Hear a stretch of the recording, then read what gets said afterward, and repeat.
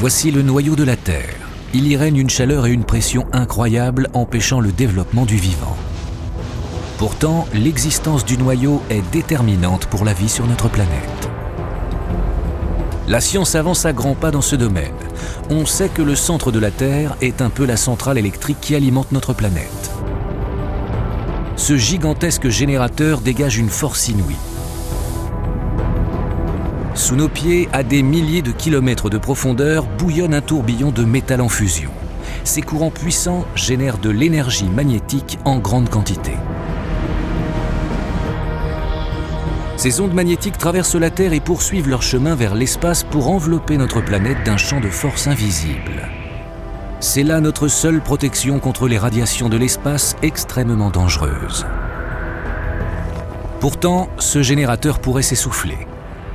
Selon les dernières découvertes, le noyau de la Terre montrerait des signes de refroidissement. Tout indique que le cœur de notre planète est fatigué. Un beau jour, la Terre pourrait perdre son champ magnétique et devenir comme sa voisine Mars, une Terre désolée et nue.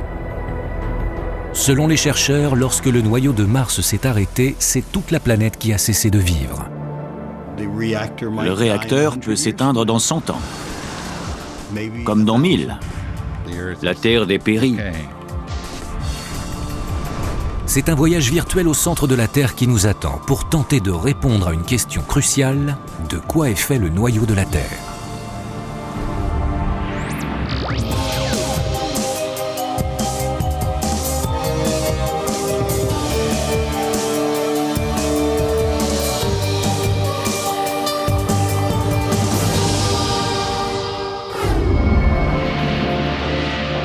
L'homme a sillonné les océans, gravi les sommets les plus hauts, marché sur la Lune et même conquis l'espace.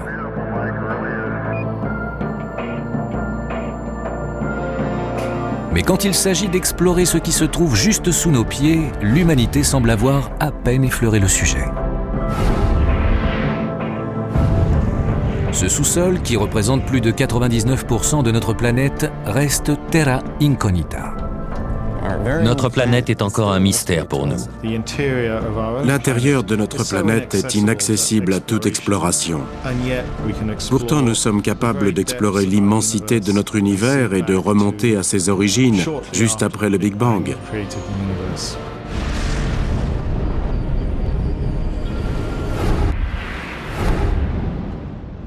Un voyage au centre de la Terre, voilà qui ne serait pas une mince affaire. Il faudrait parcourir près de 6400 km, soit environ la distance séparant Londres de Chicago. Mais pour l'instant, à cette échelle, nous n'avons même pas quitté les faubourgs. L'expédition de spéléologie la plus extrême s'est arrêtée à moins 1600 mètres environ. Des milliers de grottes demeurent inexplorées à ce jour. C'est l'Afrique du Sud qui accueille les mines les plus profondes du monde, celles de Western Deep Levels, d'où l'on extrait de l'or. Elles atteignent 3,7 km de profondeur. La température, étouffante, monte jusqu'à 55 degrés Celsius en raison des roches brûlantes qui se trouvent plus bas. Le puits est si profond que les mineurs doivent y descendre en plusieurs étapes. Le forage le plus profond creusé dans la péninsule de Kola en Russie dépasse 12 km.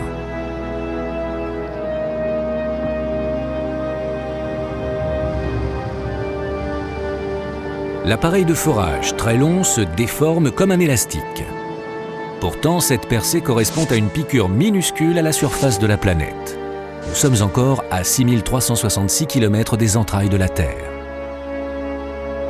À la manière d'un oignon, notre planète se compose de différentes couches de matières très différentes. La croûte, ou écorce, est une fine couche de roche de quelques dizaines de kilomètres. La couche la plus épaisse à l'intérieur de la Terre est le manteau. Il est constitué de près de 3000 km de roches en fusion. En dessous du manteau, le noyau est à peu près de la taille de la Lune et se présente en deux parties. Le noyau externe, fait de métal fondu, et le noyau interne, métallique et solide. Et c'est dans ces profondeurs que nous nous proposons de nous rendre. Notre mission, découvrir ce que cache le cœur de notre planète. Notre quête va nous conduire à étudier les toutes dernières avancées de la science sur chacune des couches terrestres jusqu'au centre lui-même. Mais la route est longue. Elle est même vertigineuse. C'est comme si un parachutiste pratiquant la chute libre effectuait un saut de 6000 km. Dans les airs, il tomberait à toute allure et toucherait le sol en 1 minute. Mais imaginons un instant qu'un tunnel relie la surface de la Terre à son noyau. Combien de temps lui faudrait-il pour atteindre le centre de la Terre ?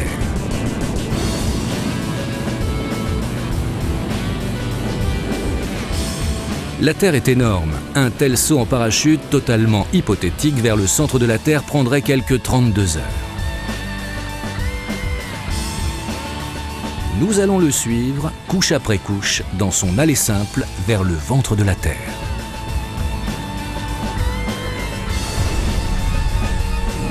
Après 3 minutes et demie de plongée dans cet abîme imaginaire, notre parachutiste a déjà dépassé le forage le plus profond jamais réalisé. 20 minutes plus tard, il atteint la limite de la première couche de la planète, la croûte terrestre qui peut atteindre jusqu'à 70 km d'épaisseur. Il entre alors dans une vaste zone de roches fondues, le manteau.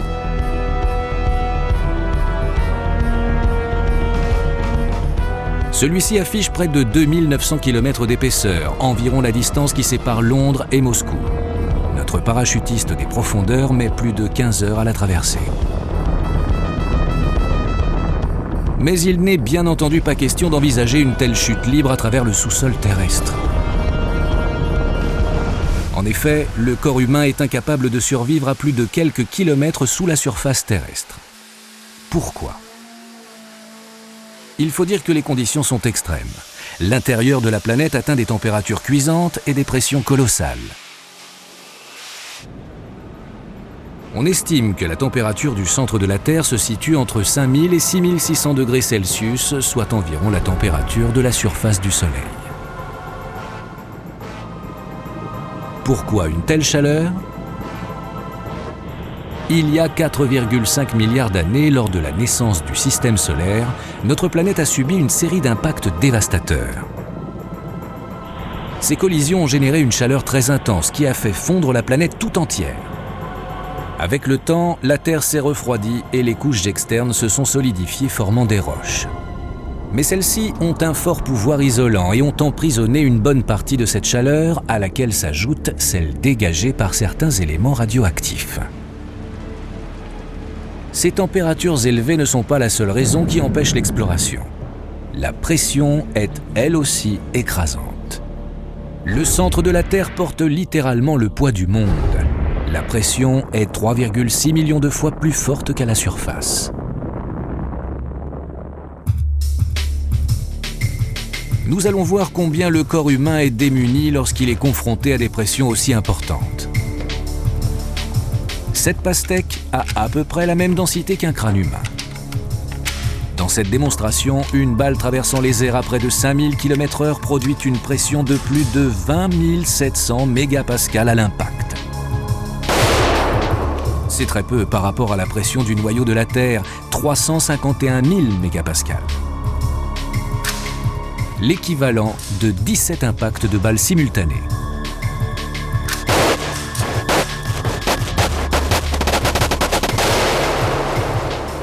Soumise à une telle pression, la tête n'explose plus, elle implose.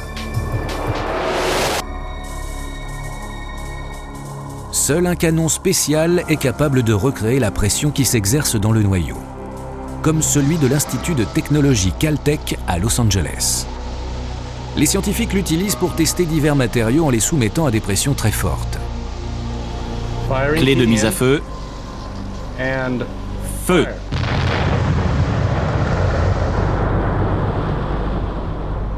À Berkeley, on va encore plus loin. Les chercheurs étudient la résistance des matériaux aux pressions extrêmes et à la température du Soleil grâce à un dispositif appelé cellule à enclume de diamant.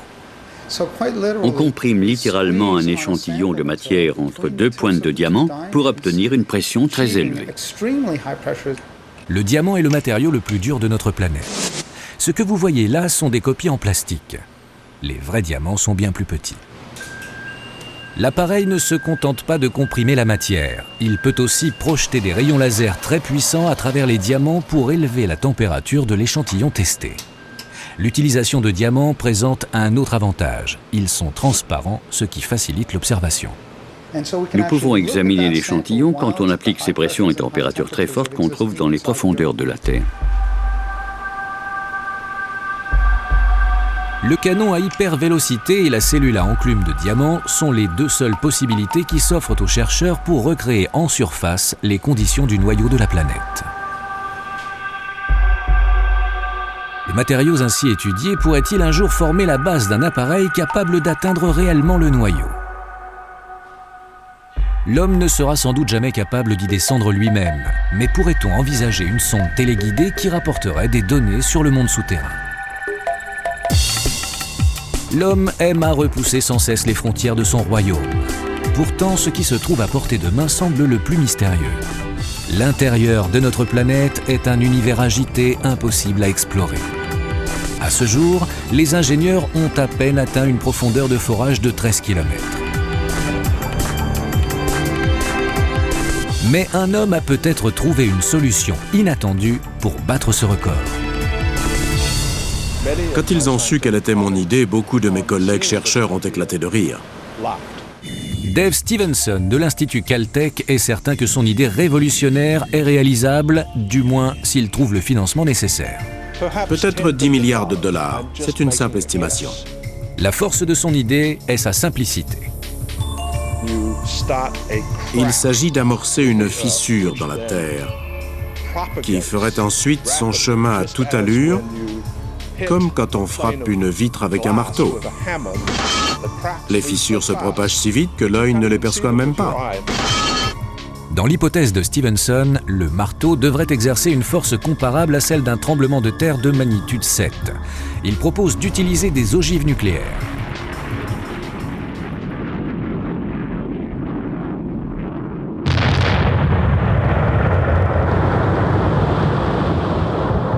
Il suffit ensuite de déverser dans la fissure une importante quantité de fer en fusion.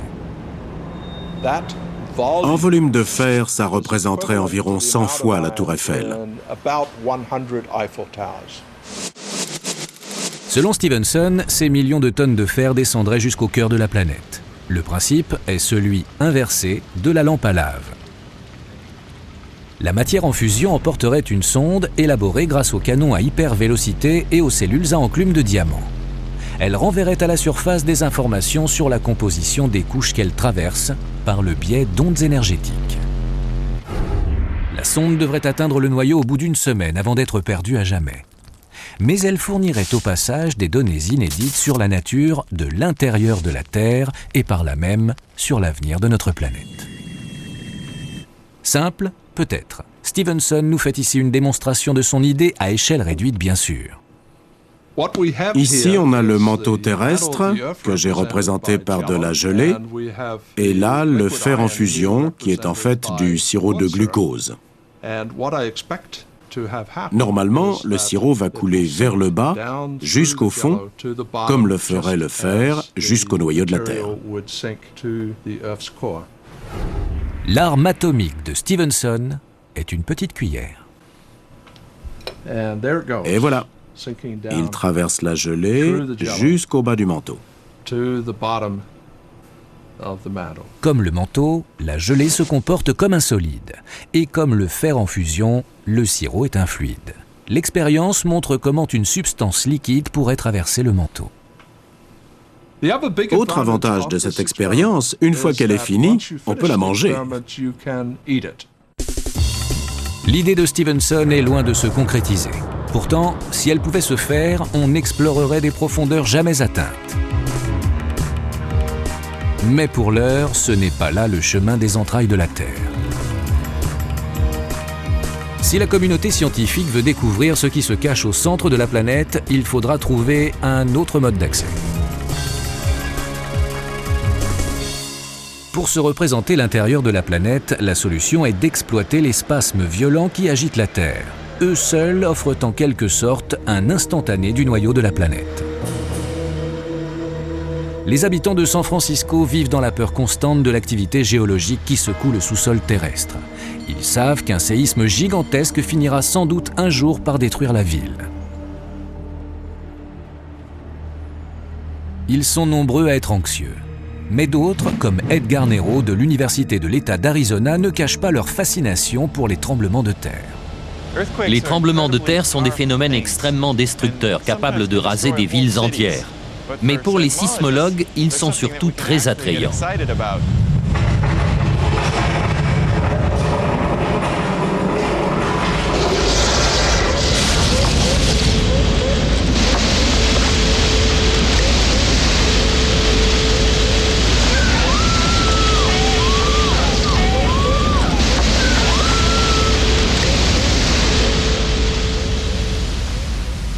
Cette simulation tournée dans les studios d'Universal montre ce qu'il adviendrait d'une station de métro lors d'un tremblement de terre de magnitude 8.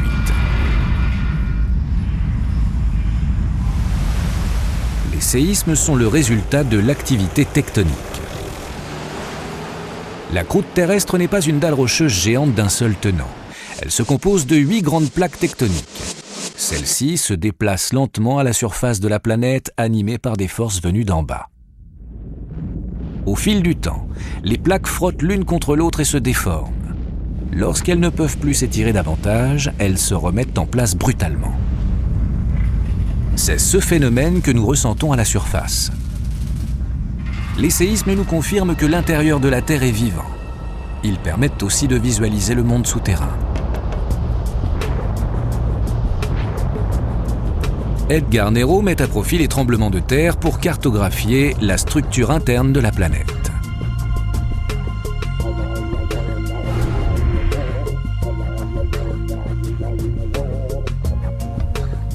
On trouve ce genre de site un peu partout dans le monde. Les appareils scientifiques sont enterrés dans le sol. C'est un serveur Gopher. Un sismomètre ressemble à un appareil photo braqué vers le noyau. Il ne s'agit pourtant pas de prendre des clichés, mais d'enregistrer les ondes de choc des séismes qui ont lieu à l'autre bout du monde. Ces ondes indiquent aux sismologues le milieu qu'elles traversent. Il ne reste plus alors qu'à les transformer en images représentant l'intérieur de la Terre. Le résultat rappelle tout à fait l'échographie d'un bébé dans le ventre de sa mère. À partir des ultrasons, celle-ci permet d'explorer l'intérieur du corps humain. Les ondes circulent à des vitesses variables selon les tissus rencontrés et l'ordinateur les interprète comme autant de nuances de gris. L'œil humain y voit une image. Voici une photo de Nico et la voilà il y a 2 mois seulement. Nous avons tellement l'habitude de voir des photos que nous savons exactement ce qu'elles représentent. Elles sont très nettes. On peut aussi regarder les échographies d'un bébé dans le ventre de sa mère, mais à première vue, c'est un ensemble de points sombres et de points clairs. Les points sont des images générées par ordinateur. L'appareil à ultrasons retrace les ondes réfléchies de l'intérieur du fœtus.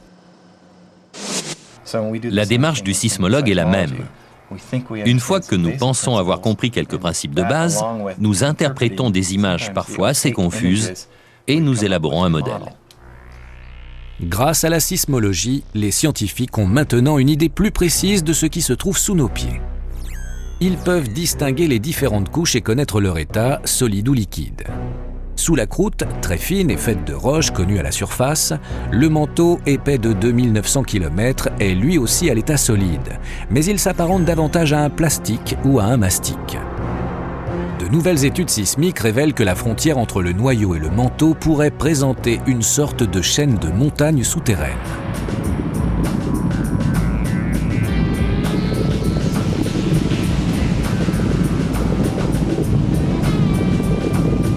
Ces dimensions n'ont rien à voir avec ce que nous connaissons à la surface. Ces reliefs-là ont la taille de continents. Vous savez, sur ce graphique, le mont Everest représenterait juste un pixel. Mais que sont ces structures et quel est leur rôle? Si les sismologues ont pu déceler leur présence, on comprend mal leur fonction précise dans la vie de notre planète. Se pourrait-il qu'elles agissent comme des lampes à lave venues des profondeurs, offrant aux chercheurs des échantillons de matière du fond du manteau?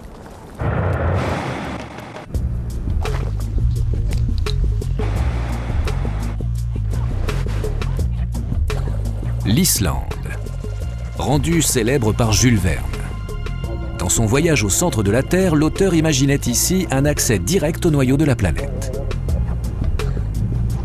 Un tel chemin n'existe pas bien sûr, mais l'Islande est aujourd'hui une destination touristique très prisée par des milliers d'amateurs d'activités volcaniques. À 9600 km à l'ouest, la grande île de Hawaï est tout aussi spectaculaire. Ces deux îles sont appelées des points chauds. Ce sont des régions volcaniques où émerge du magma provenant directement du manteau. Mais cette matière incandescente vient-elle de très loin? Sur ce point, deux théories s'affrontent. Certains volcanologues pensent que cette lave affleure après une longue ascension depuis le fond du manteau. Les autres estiment qu'elle provient plutôt de la surface du manteau. Ken Hon, volcanologue, nous expose les deux théories. L'idée d'un point chaud en profondeur fait beaucoup penser à quelque chose que ma génération connaît bien, la lampe à lave. Au fond, à la limite entre noyau et manteau, règne une chaleur intense. Celle-ci s'est échappée du noyau et chauffe le manteau qui l'entoure, qui devient à son tour plus léger, un peu comme un ballon d'hélium. Et cette matière remonte jusqu'à la surface. Comme la plupart des volcanologues, Ken Hon penche pour la théorie qui veut que le point chaud vienne des profondeurs. Mais de nouvelles découvertes pourraient bientôt modifier cette opinion scientifique. Selon cette théorie, la lave observée à Hawaï et en Islande n'est pas le résultat d'un échauffement provenant du fond du manteau, mais bien du dessus. La chaleur serait libérée grâce à un relâchement de la pression là où l'écorce s'est fissurée. Stevenson utilisait tout à l'heure de la gelée.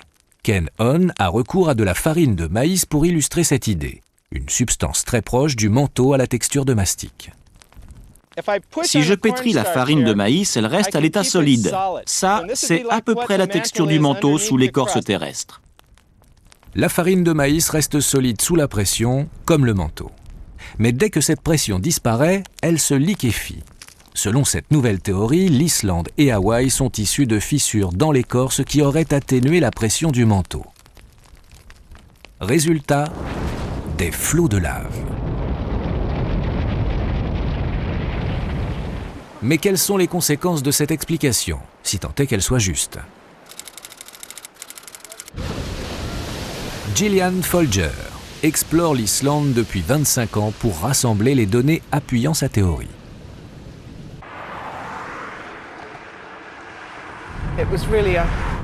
J'ai eu comme un éclair de génie, le genre de choses qui n'arrivent que 2 ou 3 fois dans une carrière, si on a de la chance. Si Gillian Folger a raison, ce n'est pas de cette façon qu'on apprendra quoi que ce soit sur la nature du noyau. Les conséquences vont assez loin. Jusqu'ici, on pensait, en prélevant des échantillons de roches en Islande ou à Hawaï, avoir un aperçu de ce qui se passait au centre même de la Terre, dans le noyau. Mais cette autre théorie, qui est extrêmement attrayante et toute récente pour les gens qui étudient le noyau, annonce de mauvaises nouvelles. Ces roches ne nous apprennent rien sur le noyau. Elles se contentent de nous parler des couches superficielles. Qui a raison? Quoi qu'il en soit, les chercheurs qui étudient la Terre ont encore beaucoup à apprendre des volcans. La lave est issue de profondeurs bien plus lointaines que les limites où l'on peut espérer creuser. Jusqu'ici, notre parachutiste des profondeurs a parcouru un peu plus de 3200 km en moins de 20 heures. Il continue de plonger vers le noyau externe de la Terre. Cette couche est composée de fer et de nickel à l'état liquide. Ces images tournées dans une usine sidérurgique illustrent parfaitement l'apparence du noyau externe.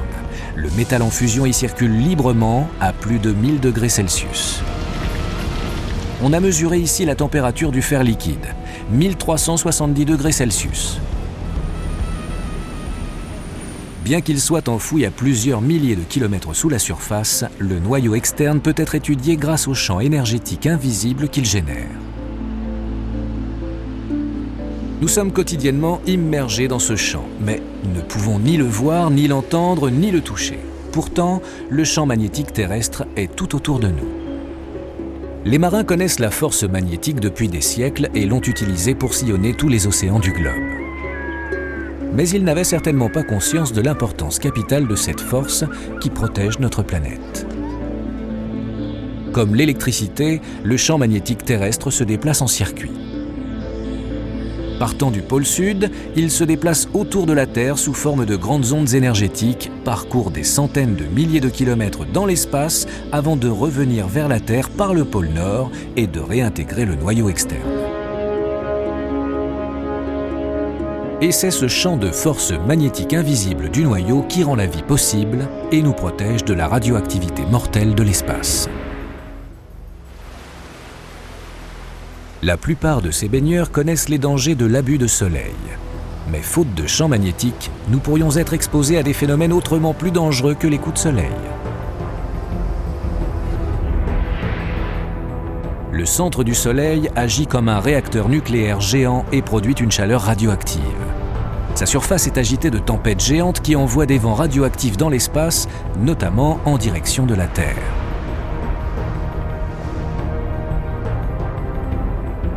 Face à ces rafales solaires qui s'approchent de notre planète, le champ magnétique agit comme un parapluie géant qui repousse au loin les particules chargées de radioactivité. Le champ magnétique quitte et regagne la Terre dans un mouvement vertical au niveau des pôles.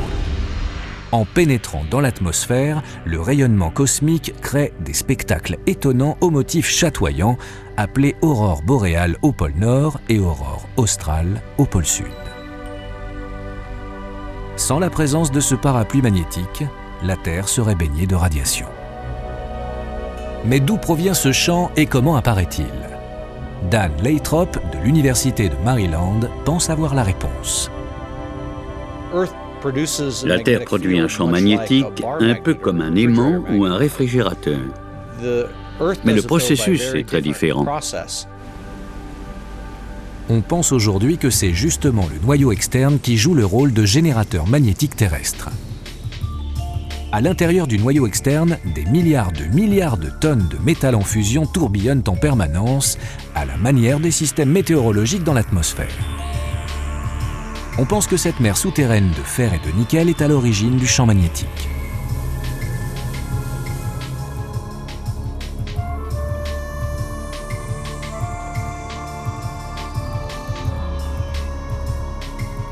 Pour cette expérience, l'équipe de Dan Lathrop a réalisé une maquette du noyau terrestre pour tester la théorie selon laquelle une boule de métal liquide pourrait créer une force magnétique. C'est une maquette du noyau de la Terre conçue pour l'expérience.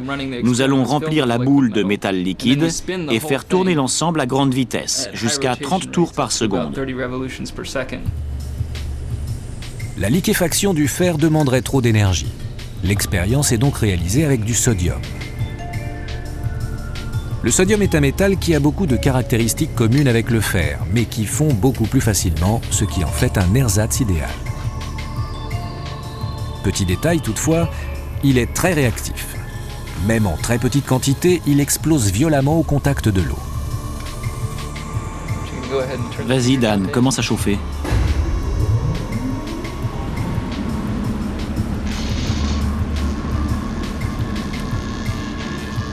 La Terre et son noyau tournent de la même manière que la boule de sodium.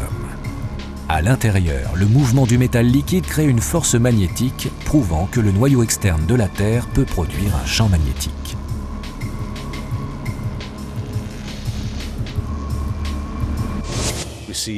Le champ magnétique qu'on obtient génère toutes sortes de mouvements complexes. Les flux agités de sodium en rotation provoquent des oscillations et autres mouvements chaotiques qui rappellent un peu les mouvements imprévisibles qu'on observe dans l'atmosphère terrestre. Le champ magnétique créé par une boule de métal liquide semble être un système instable. Instable, mais à quel point ? Les scientifiques détiennent désormais la preuve que le bouclier magnétique qui entoure la Terre est en train de perdre sa force. Le champ magnétique à la surface dans cette région est beaucoup plus faible que ce que l'on pourrait attendre. Au cours du siècle dernier, la force de notre champ a diminué de 10%. L'affaiblissement du champ magnétique expose les avions de ligne volant à haute altitude et les astronautes en orbite à de plus fortes doses de rayonnement.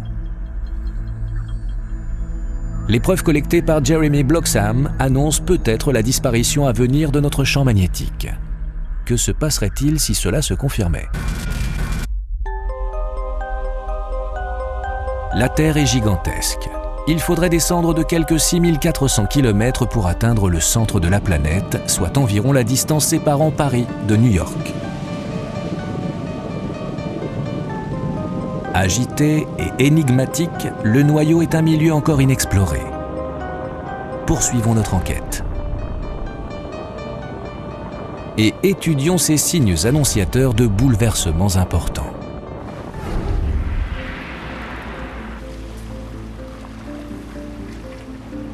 Nous sommes à Marblehead, dans le Massachusetts. Les découvertes que l'on fait ici ont une portée considérable.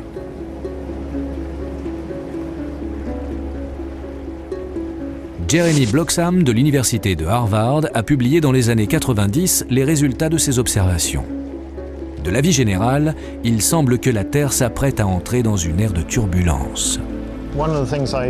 Je m'y intéresse depuis des années. J'ai compris la nécessité d'étudier les modifications du champ magnétique. Cela impliquait de se plonger dans les observations du champ magnétique réalisées par des personnages comme James Cook lors de ses voyages d'exploration. Pendant des siècles, les marins ont consigné l'emplacement du champ magnétique terrestre. Au XVIIIe siècle, on effectuait des observations très précises et méthodiques du champ magnétique pour déterminer l'angle entre le nord géographique et le nord de la boussole. Les aiguilles de la boussole sont elles-mêmes de petits aimants. Elles s'alignent sur le champ magnétique terrestre. Mais le nord indiqué par une boussole, appelée nord magnétique, n'est pas exactement le même que le nord porté sur les cartes dénommées nord géographique. Les mouvements de l'intérieur du noyau modifient en permanence l'emplacement du nord magnétique. Les scientifiques peuvent prévoir son parcours à court terme, mais dès qu'il s'agit du long terme, l'affaire se complique. Pour aider les marins en mer, les cartes nautiques étaient autrefois mises à jour régulièrement en corrigeant l'angle de déviation, c'est-à-dire l'angle entre le nord géographique et le nord magnétique. Aujourd'hui, ces cartes retracent très précisément l'histoire du noyau terrestre. À Harvard, Jeremy Bloxham a compilé à grand-peine 3 siècles d'archives et réalisé une petite animation montrant les fluctuations liées au noyau depuis 1690. En rouge, les zones où le champ magnétique sort du noyau. En bleu, celles où il réintègre le noyau. J'ai remarqué quelque chose de frappant. En dessous de l'océan Pacifique, le champ est assez stable, tandis que sous l'Atlantique, il évolue beaucoup plus brusquement. On voit cette tache s'élargir et dériver vers l'ouest, rejoindre cette large zone ici, sous l'Atlantique Sud. Au lieu d'avoir des lignes de champ qui sortent du noyau, comme ça devrait être le cas dans l'hémisphère sud, on a en fait des lignes de champ qui réintègrent le noyau. C'est ce qu'on appelle l'anomalie magnétique sud-atlantique. Le champ magnétique de cette partie du globe n'est pas seulement en voie d'affaiblissement, il est inversé.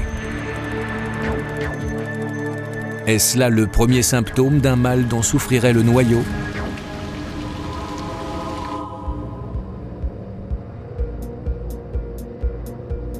C'est au milieu de l'océan Pacifique que nous pourrons en apprendre davantage.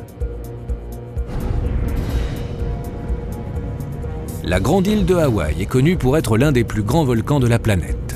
Mesuré depuis le fond de l'océan, il fait environ 2 fois la hauteur de l'Everest.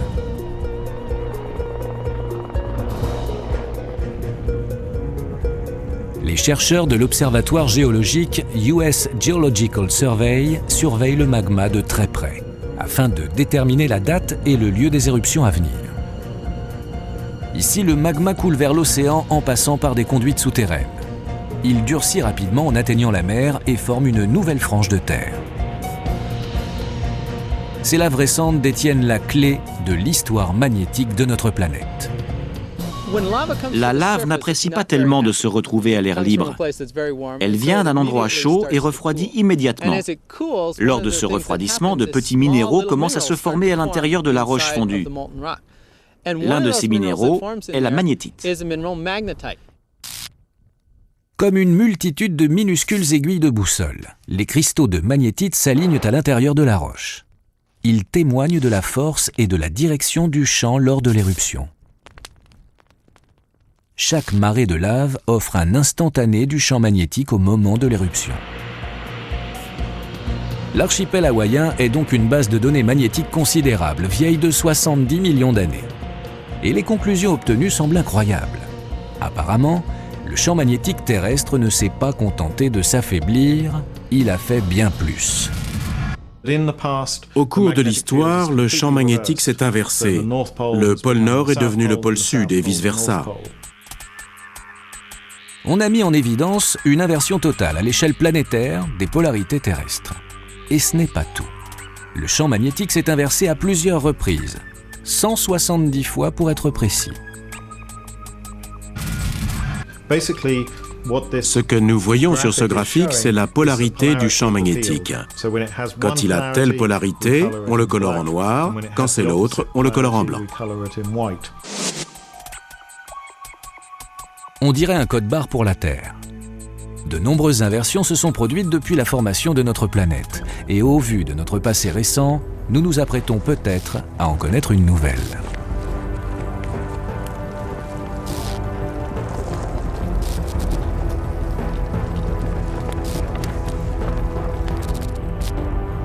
Au cours des 150 dernières années, on a constaté la destruction de 10% environ de la composante nord-sud en raison de ces flux inversés.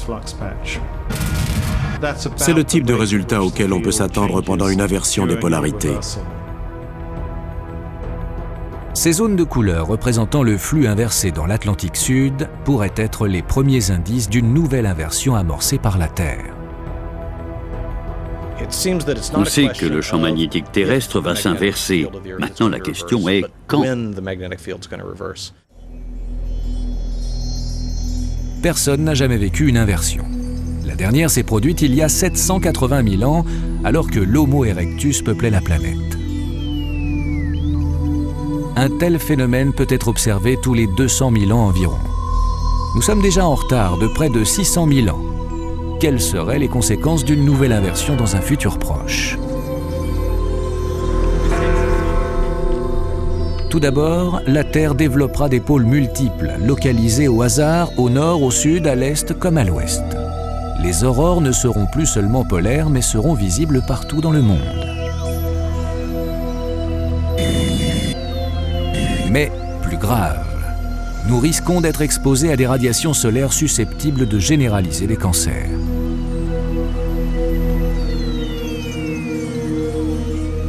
Mais tout cela reste du domaine de l'hypothèse.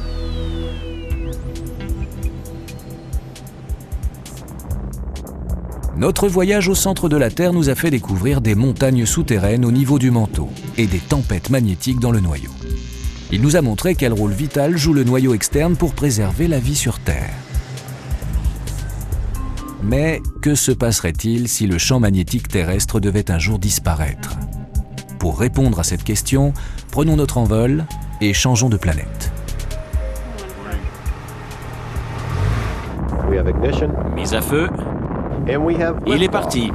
Mars Global Surveyor est en route pour la planète rouge.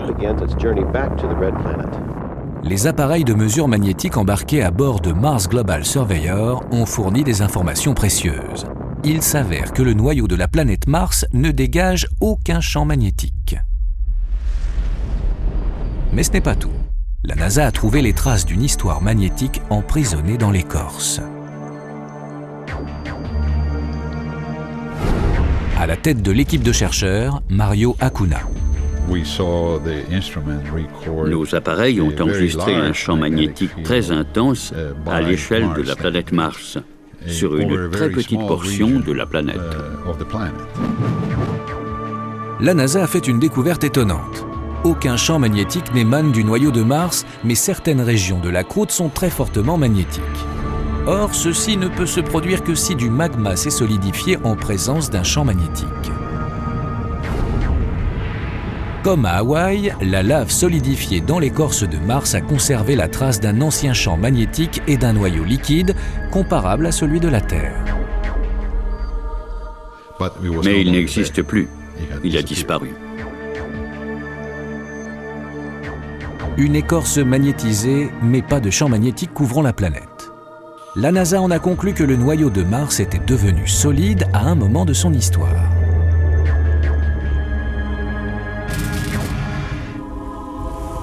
Mais qu'est-il arrivé au juste au noyau de la planète Mars? Celui de la Terre va-t-il suivre le même chemin? Pour le savoir, nous devons descendre encore un peu plus bas dans la structure de la Terre. Notre parachutiste en chute libre se trouve désormais dans le noyau externe, fait de métal en fusion. Voilà 24 heures qu'il est parti. Un peu plus bas, il va buter sur un globe de fer et de nickel solide, le noyau interne. Les chercheurs estiment que le noyau interne, malgré une température bien plus élevée que celle du noyau externe, demeure solide en raison de la pression écrasante qui y règne. Mais il reste un élément surprenant. Le noyau interne grossit à mesure que la Terre se refroidit. Car en réalité, la Terre se refroidit depuis sa formation. Le cœur de la Terre est en passe de se solidifier et de geler. Un jour, la Terre pourrait perdre son champ magnétique à l'instar de Mars. Ce n'est qu'une question de temps. Alors quand? Se pourrait-il que ce noyau de plus en plus froid arrive en fin de vie? Toutes nos mesures le montrent depuis une cinquantaine d'années.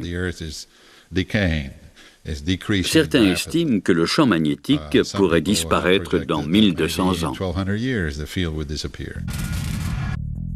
Mais pourquoi le noyau terrestre n'a-t-il pas d'ores et déjà gelé, comme celui de Mars?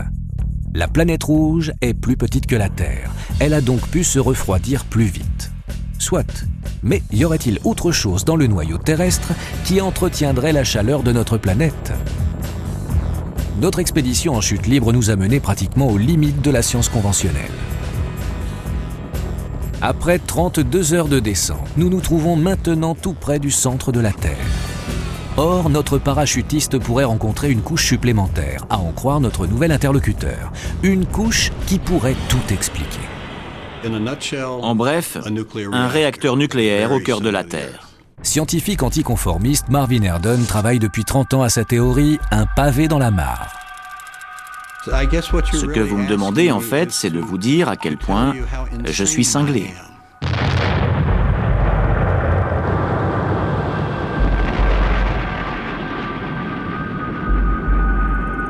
Selon Marvin Erdon, on trouverait dans le noyau interne solide une boule d'uranium et de plutonium de 8 km de diamètre. C'est elle qui produirait la chaleur à l'origine des tourbillons de métal en fusion constatés dans le noyau externe. Marvin se démène pour faire admettre son idée, mais pour la plupart des chercheurs, elle ne tient pas debout. Voyons pourtant si cette hypothèse est aussi délirante qu'il y paraît. Sa thèse part de l'observation des météorites, ces blocs rocheux qui atterrissent parfois sur notre planète. Il y a eu une grosse explosion, puis j'ai regardé autour de moi et il y avait de la poussière partout. C'est incroyable. Heureusement, personne n'était assis sur le canapé. Les chercheurs s'accordent à considérer les météorites comme les corps les plus purs du système solaire. Ce sont des blocs de matière laissés pour compte lors de la formation des planètes. Marvin Erdon a noté qu'il existe un type de météorite connu sous le nom de chondrite à enstatite dont la composition est plus proche de celle de la Terre que les autres météorites. Au vu de ses recherches, il pense que la composition chimique des chondrites à enstatite pourrait nous en apprendre beaucoup sur les phénomènes se produisant à l'intérieur de la Terre. J'ai étudié près de 200 météorites et c'est incroyable. Les chondrites à enstatite sont les seuls chondrites à présenter le même type d'alliage que la Terre. Les chondrites à enstatite sont chargés d'uranium et donc susceptibles de couler vers les profondeurs d'une planète. Contre l'avis général, Erdon pense que c'est exactement ce qui s'est passé lors de la formation de la Terre. Selon lui, on trouve désormais suffisamment d'uranium et de plutonium dans le noyau pour provoquer une réaction spontanée. Cela peut sembler un peu tiré par les cheveux, mais il est vrai que certains phénomènes restent sans explication. Jupiter, par exemple, émet 2 fois plus d'énergie qu'elle n'en reçoit du Soleil. Comme la Terre, dans l'hypothèse de Marvin Herndon, l'apparence perturbée et gazeuse de Jupiter pourrait donc dissimuler un réacteur nucléaire à l'échelle de la planète. Autre lieu étonnant, la région ouest africaine d'Oklo. Dans les années 70, des scientifiques français révèlent que cette mine d'uranium a été il y a bien longtemps un réacteur nucléaire naturel. C'était une preuve. Il peut y avoir des réacteurs nucléaires dans la nature. Brusquement, les pièces du puzzle se sont assemblées.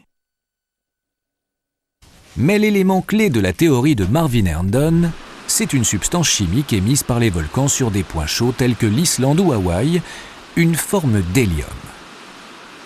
Lors de la fission de l'uranium, la matière se sépare en 2 éléments, de l'hélium de masse 3 et de l'hélium de masse 4, appelés aussi produits de fission.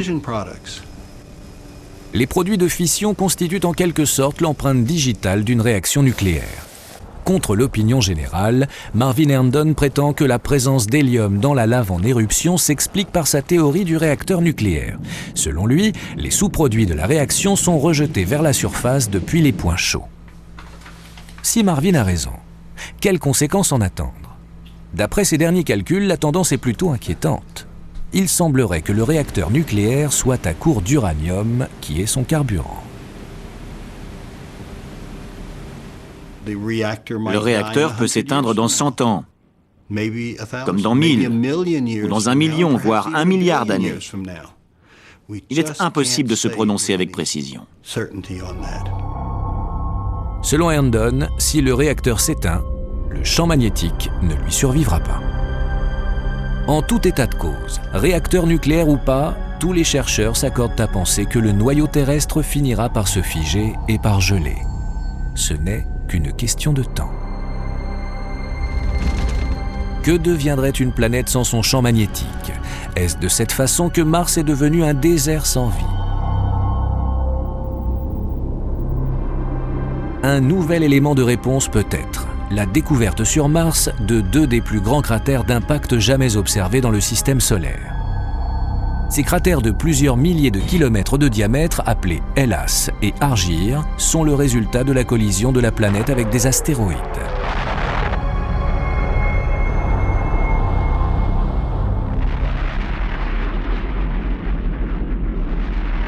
Dans ces cratères, la NASA n'a retrouvé aucune trace de roches magnétiques. Lorsqu'ils se sont formés, il y a un peu moins de 4 milliards d'années, le noyau de Mars avait déjà cessé de produire un champ magnétique.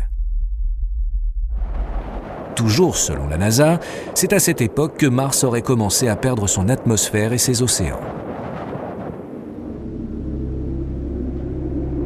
Mars a en effet été dépouillé de son atmosphère, et ce sur plusieurs milliards d'années. Faute de protection contre les rayonnements cosmiques, il n'en est resté que la planète rouge au paysage de désolation que nous connaissons aujourd'hui. En étudiant Mars, nous avons pensé qu'elle était une cousine de la Terre, mais c'est une cousine qui aurait vieilli prématurément. C'est aujourd'hui un désert. Est-ce que ça pourrait arriver à la Terre? Oui, bien sûr.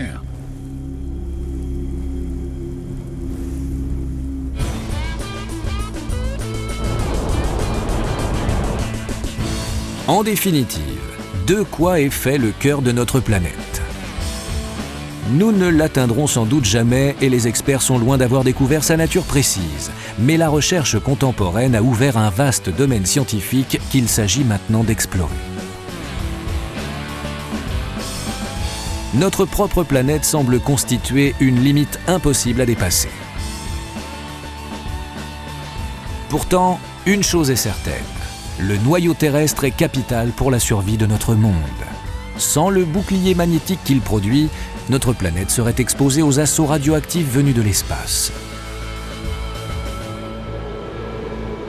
Un jour, la Terre pourrait devenir un désert sans vie, comme notre voisine, la planète rouge.